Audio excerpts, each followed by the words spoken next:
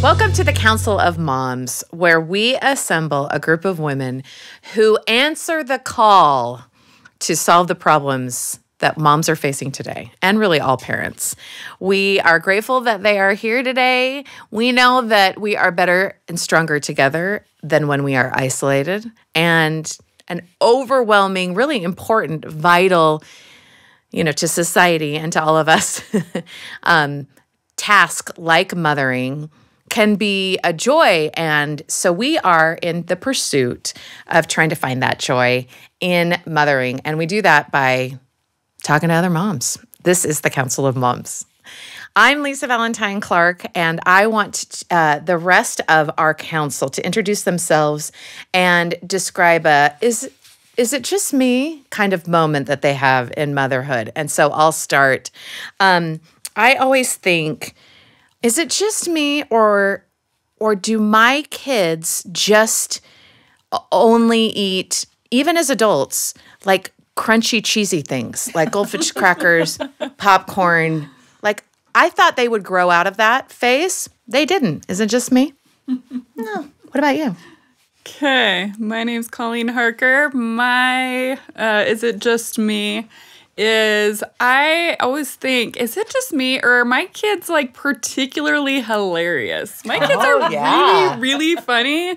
And like even teachers have been like, your son is like super witty for a third grader. Nice. This was a long time ago, but yeah. You're still hanging on to it. Really I gotcha. Funny. My name is Carrie Ann Rhodes, and my children are wonderful, but do they not hear well? Is it just me? My children are incapable of putting an item inside a box. I mean, when you're training rats and mice, that's like one of the basic things you have to do to participate in my kids can't do that. I'm Suzanne Clark, and I'm wondering, is it just me or do my kids' problems turn into bigger problems as they age? Yeah. Because my kids are grown, so Yeah. that's what Motherhood, it never ends. Yeah. And it's a lot. And it's overwhelming. I really do feel passionately about the Council of Moms. I really feel like everyone should have their own personal Council of Moms. I really do. Where you have women brought together, different ages, different backgrounds, demographics and things, just to give you a different perspective on parenting. Now, at the Lisa Show, we asked our audience, what would you ask the Council of Moms? Like what kind of parenting issue is on your mind and really like weighing you down that we could like talk about and give some perspective or help or assistance, anything, right? And it was really interesting to find out, I know, what people said. I'm always like looking for the like, well, what do you really mean? Like, what are you really asking? And there were a lot of different themes. For today's episode, I want to talk about one that really kind of stopped me in my tracks, to be honest. I can't wait. How do I get excited about having kids? I hear so many people complaining about motherhood, how hard it is, how overwhelming it is, which is true. Mm-hmm. And I'm not sure I want to. I feel like I probably should. But how do I get excited about having kids or wanting to have kids? That's a huge question, and I thought, that's a big question. Oh, I could not wait to ask you guys this question. I see this, by the way, like anecdotally in my own life, like with my kids or women who are younger than me, who are just starting out, and it seems like a lot of them, more than when I was that age, are like, I don't know. This sounds, I'm a little, Has that been your experience? And what's so great about having kids? And are you excited about doing it? And how do you even answer that question? I think this is a big deal for I feel like my generation, we were more of like, yeah, it's a given. Yeah. I'll be a mom. I want to be a mom kind of thing. And this now generation after me, like my adult nieces and nephews, the question is a lot more thoughtful and a lot more, it's not a given for them. And I even have a niece who has, at 25, has already had kind of a permanent surgery that will prevent her from having children in the future. And it was for medical reasons, but like she was just fine with that. Thinking, if I want to be a mom, there are other ways I can be a mom. Whereas for me at 25, that would have been a totally different kind of like huge decision. And so, yeah, it's interesting to watch people go, okay, yeah, things are crazy. Why would I want to have kids? And I think I respect that question a lot more than I did when I was at the, at the threshold of that question myself. Yeah. Yeah, it is different.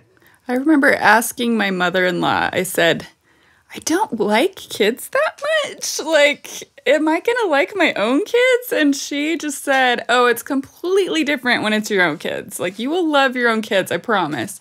And I'm like everybody, I'm obsessed with my kids. I think they're the coolest and the funniest and the best. But it's a big risk. It is. It really, you could get duds. You really could.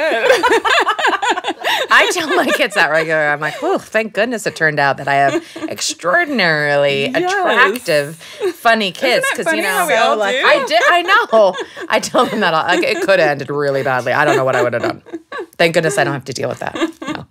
No, but it is like. But you learn to love kids. Like I mean, for years I taught primary, and I was like, ugh. Not interested. Yeah, but yeah, kids are hilarious, and like you learn to love them, and you learn to love being a mom. I don't know. What do you got? I love that she said she asked her mother-in-law, so your mother-in-law, about it, because I think that's a really great answer, is to ask a mother, why should I have kids? What's the benefit of it? What do you like about it? And what do you not like about it? And honestly, I was the same way. I didn't like babysitting. I didn't love kids. And I think my age, it was a given that I would be a mother. And I did it. And love it. Love it. My kids are better than all of yours. Okay. They're pretty great. I love my kids. They're so awesome and fun and funny. Obviously, as previously stated in my introduction, you're going to have problems, and it's going to be difficult. And it is not one big super great, you don't have on your apron, and you're not, going around the house with your lipstick looking fancy. It's messy.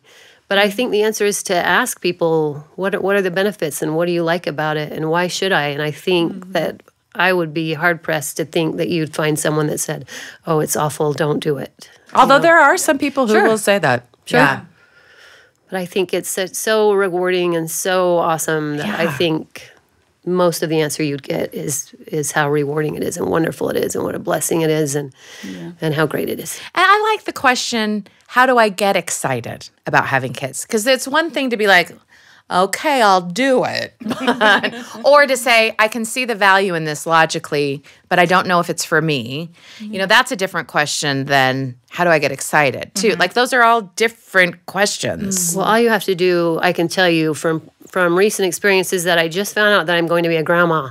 And so now that my phone knows that I'm looking at baby stuff, it is just filling all my feed with Carter's baby outfits and swaddling things. And I'm texting my daughter and daughter-in-law like, I think we need this. I think their head won't be misshapen if we get this. And so all you have to do to be excited is just let your phone know you're thinking about it, and then you'll be overwhelmed with baby content that's amazing. That's an important point, because not everybody's excited about the baby phase. Like, some people want toddlers, and some people are excited for teenagers. I remember Sue saying that. Like, you were like, okay, let's speed up the baby. And then for me, I'm Lisa just like the baby. crying they're 2 months old. Remember when they were a newborn? And I was so sentimental about, I always try to steal babies. I don't have any grandchildren, so I pretend like I do. So that kind of excitement for me, listen, I've got my issues, things that I'm not good at for mothering, of course, but getting excited about babies is not one of them. Right. Yeah. Well, and nothing will let you know how imperfect you are than having a kid, and that's not something we look forward to, I think, when we become parents. But like, I don't think I regret the things I've learned or like how it's changed me for the better. Well, and particularly in your circumstance, Carrie, like, it wasn't easy for you just to be like, oh, I'm going to be a mom. Right. And I love I love so much when people feel like they've got so much control over that decision to become a mom, because you don't know how little control you have over it until you try to become a parent. And for our case and our family, we didn't start our family until we were 37. That's a long time, to be trying, and you have a real opportunity to think, do I want this? Am I excited for this? How much do I want this? How much do I want this? Both in terms of like time, money, commitment, the whole thing. And, it's a journey, and it was a good journey for us. And, I had a lot of opportunity to look at my own siblings and friends who were starting their families and think, oh, that's a good idea. Like, I'm never doing that. Like, that, you guys, So I, in some ways that was like helpful. I felt like I knew what I was getting into, and it still didn't deter me, which I guess is good. Right. Yeah. The desire to be a parent through struggles like that kind of can ebb and flow. And I think for any person who is hoping to become a parent in the future, this sounds terrible, but make sure you've got a backup plan. That doesn't sound terrible. That may not happen for you, but like life can still be extremely fulfilling. I loved being an aunt. Yeah. Loved having friends have babies. It was never painful for me. It was only joy. And so, and I enjoyed a career that I loved. And so, there were good things to enjoy along the way for us. I think that the way to get excited about having kids, instead of just like, all right, I'll do it, is to really recognize that you get to be the kind of parent you want to be. Maybe some of that hesitancy is your unrealistic expectations about what a mom should be like, or a parent. Maybe you didn't have a great situation growing up yourself.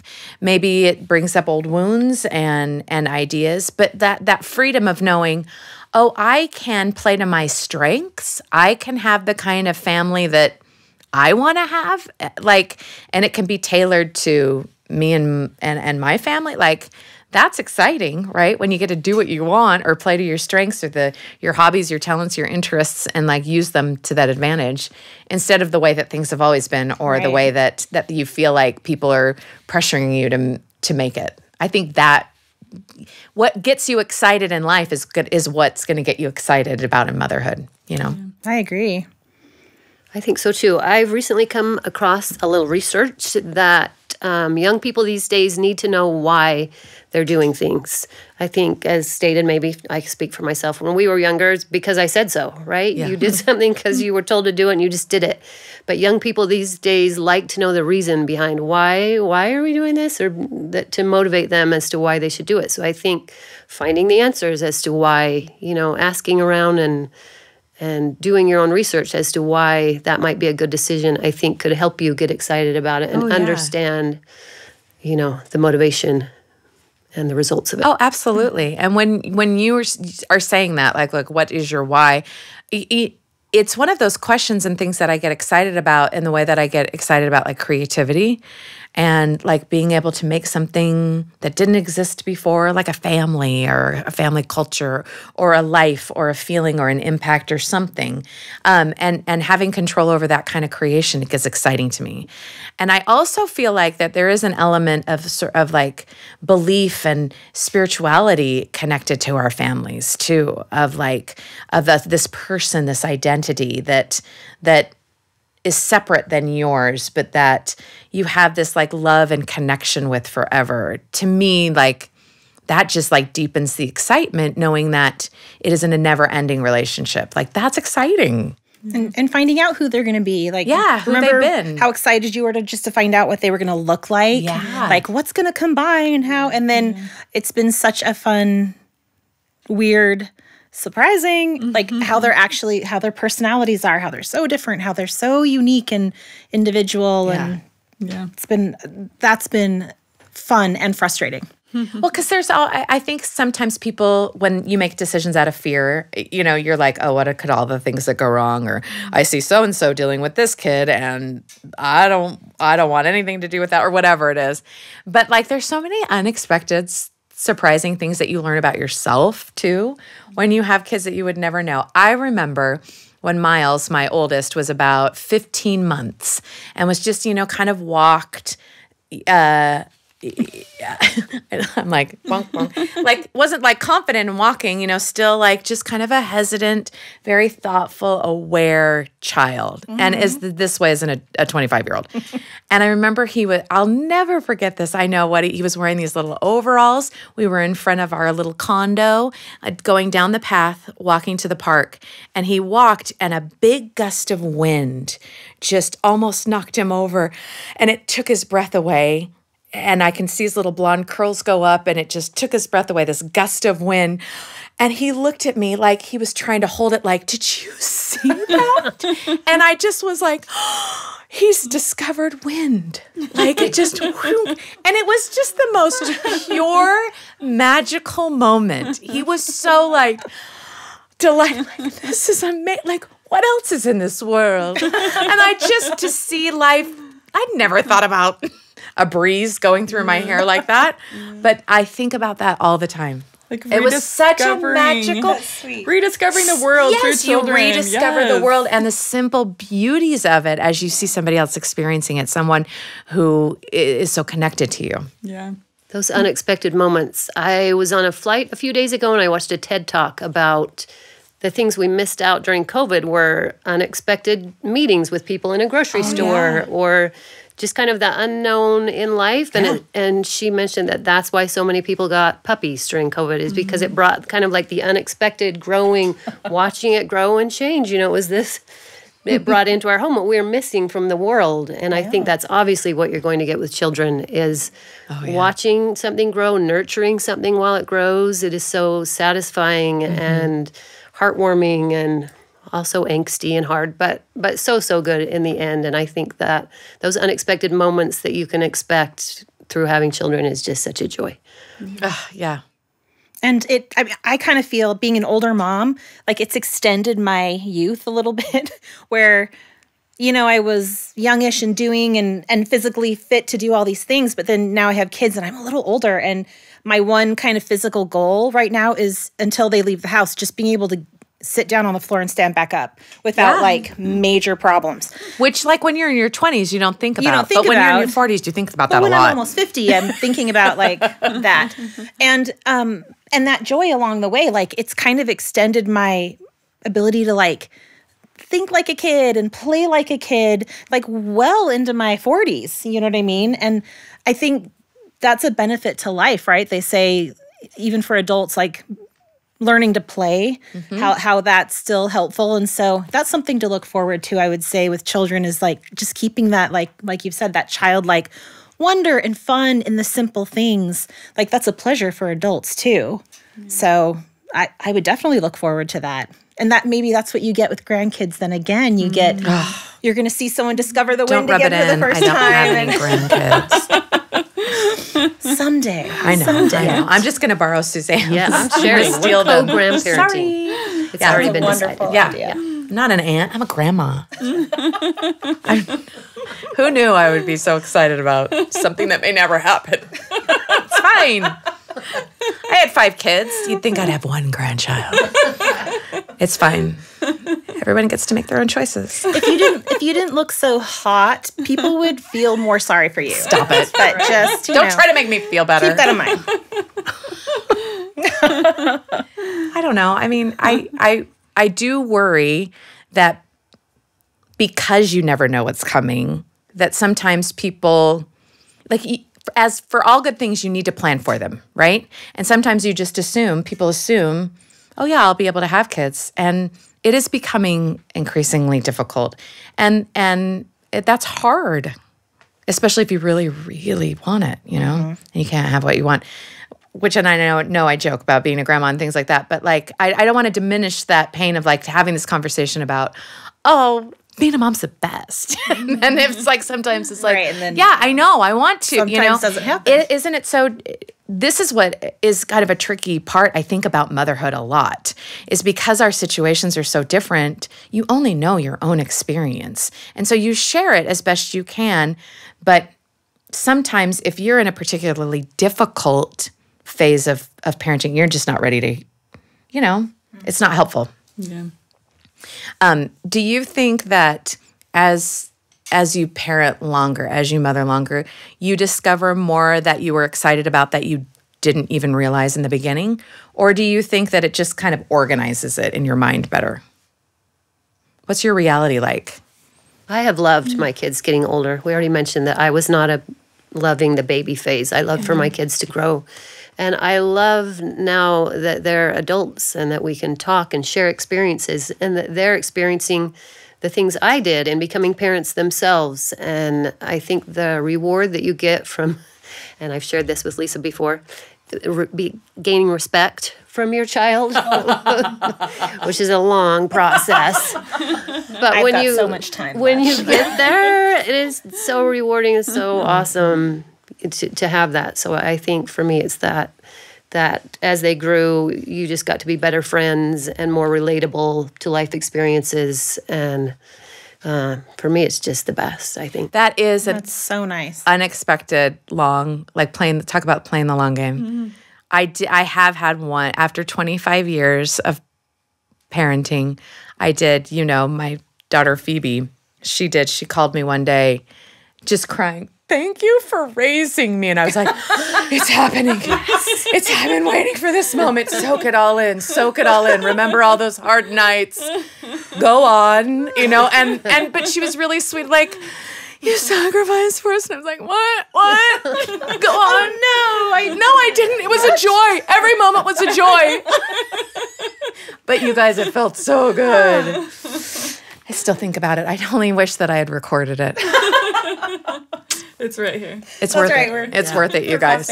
But yeah, because you get to a point where you're like, okay, it'll probably never happen. So I should just, and then it does. It's fantastic. It's a nice little thank you. My kids told me thank you for their new school shoes today, and that felt really good. Oh, that's nice. Felt Good for good. you. It is true that it's so much easier, and I think it's because we're so like frantic sometimes of like, "Hey, how you doing? Great. How are the kids? They're fine," or "They're finally graduating from high school," or "They finally got their license," or whatever like milestone that we're all like sharing. We really don't get into the habit of sharing like, "Can I just share this beautiful moment that I had?" And maybe we should. So let's try to model that. Okay, what's something that happened in your parenting that was just like, oh, felt so satisfying, for any definition? For me, it was definitely feeling the respect from my adult children, understanding how difficult life really is, and like, you did it, and how did you do it? And it's so hard. Oh, so what a for great me, it was question. just that respect that you earned and vindicated. Yeah. For me. I love it when other people tell me how great my kids are. Oh, isn't that the the best? Yeah, when somebody else just tells you, your daughter is so sweet, or your son is so funny and charming, like, those are the moments where you're just like, yes. Yes. Last night we had a small win at parent-teacher, like meet the teacher night, and my son has a new teacher, and she's new to the school, and she was really shy, like kind of unexpectedly so. And we had talked to her, my husband and I, just for a minute, and then the kids in the classroom were kind of saying hi and getting excited about going back. And so we left, and my son, I said, did you actually talk to your teacher? And he goes, no. And I said, oh, honey, like, run back, introduce yourself, and just say, I'm so-and-so, and I'm going to be in your class. And he's like, okay, and just ran. And my husband and I just looked at each other like, oh my gosh, did he just go? He just did it. He did it. And like, just those social skills. We were like, oh, yay.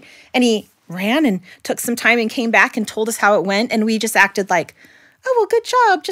Good job. And inside we're like high-fiving each other like, this is oh my amazing. gosh, Yes. this is he talked to an adult without us there and hopefully made eye contact and, little things, guys. Yes. I love it when they do things like that. My youngest, this is my favorite story about my youngest, Margaret. She was invited, I think she was probably like 7 or 8. She was invited to a birthday party at school, and it was dress as your favorite Disney character. And as soon as I got the invitation, she's like, I'm going to a party. I knew what was going to happen. She still is just her own person. And she's like, you know who I'm going to dress up as? And we were like, who? Because we had no idea. Right. And she's like, my favorite Disney character. And we were like, still nothing. She's like, Pinocchio. Of course, because every 8-year-old girl wants to be Pinocchio, right? So my husband and I were talking. We were like, everybody's going to be a Disney princess, right? Like, this is just a Disney princess party without calling it and I was like, I know. And she really wants to be Pinocchio. We got her the Pinocchio app. She was my 5th kid. So I know, I at least knew as much of like, this is who she is. Like, I'm not even going to try to suggest a Rapunzel dress at this point. She doesn't care about that. So we show up to the party. I'm driving up and I am a little nervous about like everyone's reactions because when you're a little kid, you just want to be like everybody else. You want to feel like you belong. I pull up and we were a little late and I see 4 Cinderellas, 5 Belles, a Pocahontas, and like 3 or 4 Elsas. And I was like, yep, all lined up in a row.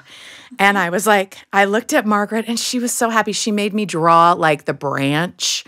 Like it was like an optical illusion. I'm not a makeup artist, but I took a brown eyeliner and I was like, does it look like this? Just look like a brown smudge. It was not my best work, but she was thrilled and she's like, got it. I was like, there's your friends. Have a good party. Just a little nervous. She opens up the door, runs up the driveway. She's like, hey, everybody. She stops in the middle. She goes, I got no strings to hold me. She starts dancing. All the Disney princesses were like, Margaret. They came and hugged her. And I was like, oh, thank goodness.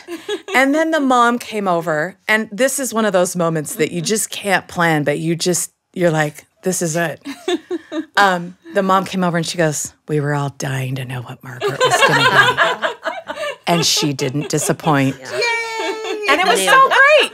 Like all these things and the worries that you have about, are they going to fit in? My kid's a little weird. This conversation I had a lot in my head. They would have been disappointed if she showed up as a princess. Yeah. And just to be so proud and like how invested I was in an 8-year-old's like afternoon, like that's motherhood, right? Like yes. I was invested in that moment. And that man, I think about that all the time of like, yeah, she's going to be all right in the world. She's prepared. She's Go got forth, no Pinocchio. strings. Yeah, she has no strings to hold her down. You got to hold on to those moments, right? You got to hold on to those moments. When you think about, excitement, the motherhood, the long journey. Do you think of a moment? Do you think of a metaphor? How do you explain it to people, this unexplainable thing of motherhood? How do you explain it to people? My motto, which, excuse me, maybe I've already mentioned. I did in the intro that if you have kids, you're going to have problems.